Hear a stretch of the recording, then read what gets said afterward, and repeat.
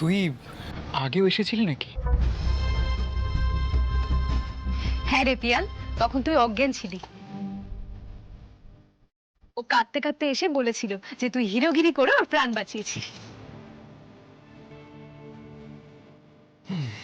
যাক পিয়াল, লাইফে অন্তত একটা হিরোগিরি করলি। কংগ্রাটস।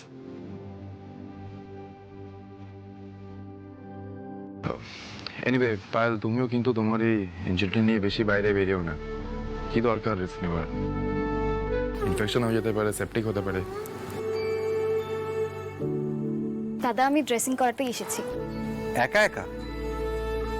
হ্যাঁ দাদা, আমি একা একাই সব কাজ করি।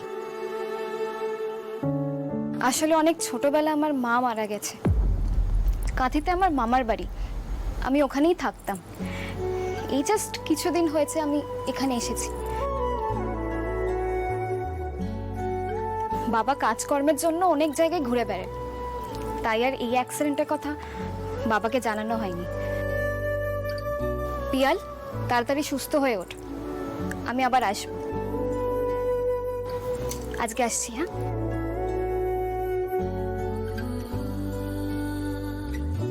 বাবা, মেয়ে তো বিশাল ডাকাবুকো ভাই। বাবা জানেনি না যে মেয়ের এত বড় একটা অ্যাক্সিডেন্ট হয়েছে।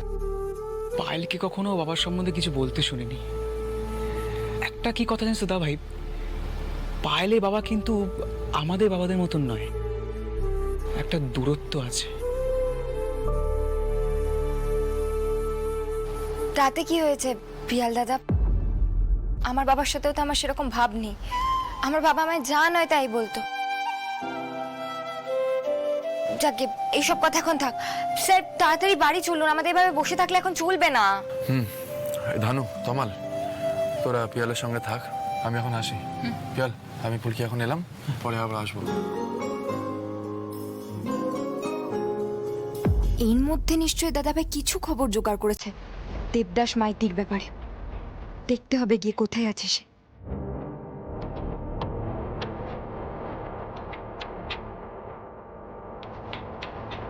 ওই দেখুন স্যার, কে আসছে? চিংড়ি দিদি। বাবা, ঈশিতা হঠাৎ এখানে?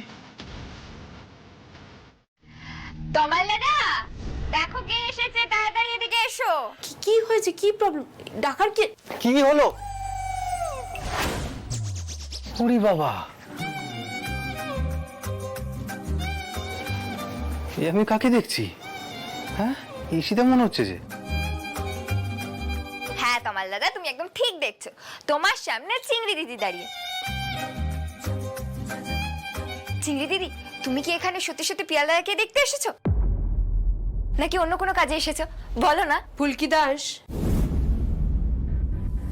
সবকিছুর একটা লিমিট আছে, সেটা ক্রস করো না প্লিজ। না না, আসলে আমি ঠিক করেছি যে এই ব্রিজ ভাঙার পেছনে যাদের হাত আছে তাদের শাস্তি দেব। জানো তো তুমি সেটা? ফুলকি, কি হচ্ছেটা কি? তুমি তো বলছিলে বাড়ি যাবে, চলো। না না স্যার, চিংড়ি দিদিকে তো কথাটা জানানোই হয়নি। চিংড়ি দিদির তো কাউকে জানানোর থাকতে পারে কথাটা, বলা তো যায় না। না, পিয়াল এখন আগের থেকে অনেক বেটার আছে, ঈশিতা রিকভার করেছে। তমাল, তুই নিয়ে যা না, ঈশিতাকে নিয়ে যা পিয়ালের কাছে। এসিতে এসো। পিয়াল, তোর তো ভাগ্য খুলে গেছে রে, তুই ভিআইপি হয়ে গেছিস। তোর সাথে কে দেখা করতে এসছে দেখ। এসো, এদিকে কেবিন। যাও। ও তার মানে আন্দাজ করে ফেলেছে আমি নজর রাখতে এসেছি।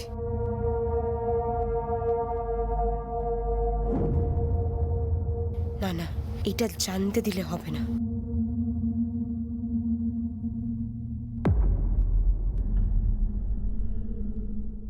কি হলো চিংড়ি দিদি, দাঁড়িয়ে আছো কেন?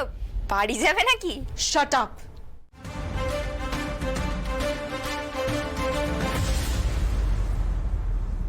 কি হয়েছেটা কি? হ্যাঁ, এত অস্থির কেন হচ্ছ? মাথাটা একটু ঠান্ডা করো না। ফুলকি, আমার কথাটা বোঝার চেষ্টা করো। তোমার এই যে উত্তেজনাটা, এই যে উত্তেজনার বসে মুখ দিয়ে নানা রকম কথা বেরিয়ে যায় তোমার, এটা কখনো ভালো নয়, ভালো হতে পারে না এটা। প্লিজ বোঝো এটা। যাও চেঞ্জ করো, হাত মুখ ধো, চেঞ্জ করো, যাও। স্যার আপনি না সবটাই আমারই দোষ দেখতে পান। ঈশিতা দিদি হাসপাতালে কেন গিয়েছিল সেটা জেনেও আপনি আমাকে বকুনি দিচ্ছেন। ফুলকি দেশের বুঝি রাগ হয় না? আরে বাবা, রাগটাই তো কমাবার চেষ্টা করছি আমি, মাথা ঠান্ডা করাবার চেষ্টা করছি। খেপিটা তাকাও আমার দিকে।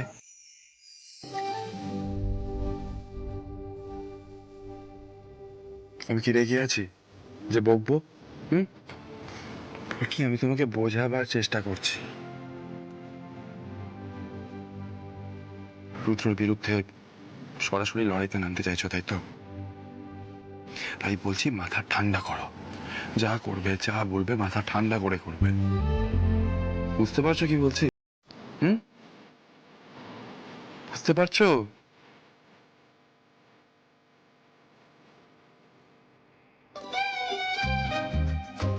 কি হলো? হ্যালো, কি হলো? না স্যার, আসলে আমি ভাবছিলাম যে অন্য কিছু একটা হবে, কিন্তু হলো না।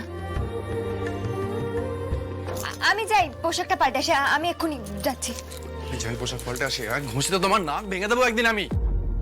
সব সময় খালি ফাজলামো ফাজলামো ফাজলামো। এই তো ভাই তোমরা এসে গেছো, আমি তোমাদের জন্য কফি করে আনলাম। Good, thank you. সেই সকালে বেরিয়েছো, এখন ফিরলে।